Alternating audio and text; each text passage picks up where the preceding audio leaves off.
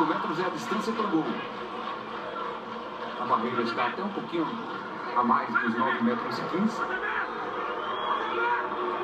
Madonna. Pertinho do lance também o Candinho. Partiu Madonna e a cobrança! Gol!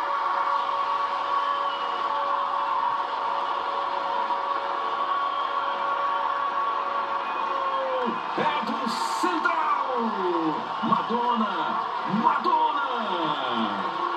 Já Nilson Madonna abre o placar na cobrança de falta. No meio do caminho, desvio que deixou sem ação o goleiro Danilo Fernandes. Ela foi para o cantinho direito, veja aí por outro ângulo. O desvio foi em Wendel.